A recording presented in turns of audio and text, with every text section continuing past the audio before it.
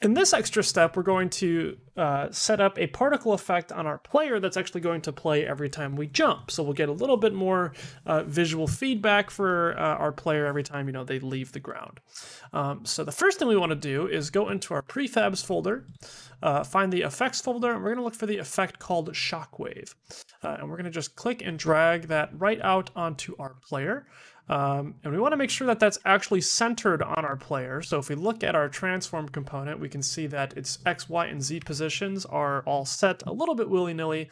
So let's all reset those guys to 0, 0, 0, and we'll see our transform gizmo appear right there at the bottom of our player. And if you tap the play button in this little particle effect window down here, you'll see the effect play.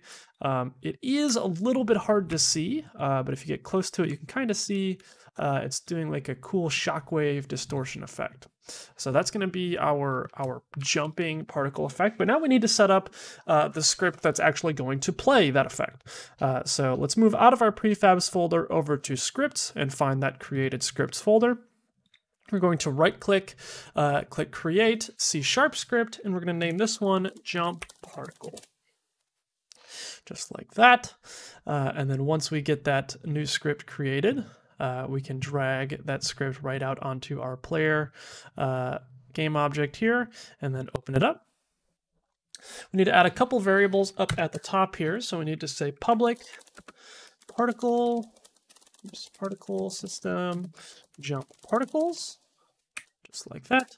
And then capsule collider, capsule collider call.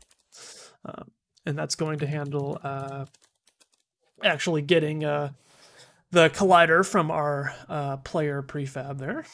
Next, we're going to say call equals get component in children capsule cast command, capsule collider, open and close parentheses. That's going to get the capsule collider off of our actual player model. And then an update, we want to say vector3 center equals transform dot position center.y plus equals call.height over 2. So what that's going to do is actually represent the center of our player's position. So that's going to be, the middle of our player. Then we're going to say if physics.raycast center, comma vector3.down, comma call.height over 2f plus 0.1f. Just like that, and then add our curly brackets outside of our raycast conditional there. Then we're going to say if input.getKeyDown, keycode.space, and then if that's true, we're going to tell our jump particles to play. Just like that.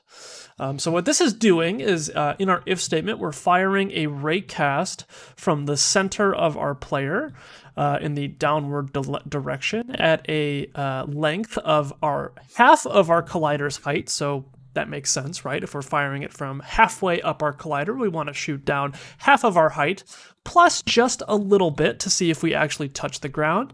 If this does hit the ground, then that means that we can jump, and then hitting the jump button will then play our particle system. So we can save that script and then head back over to Unity, and we should see that new field appear in our component once our script reloads, and we're just going to drag Shockwave right there into that field.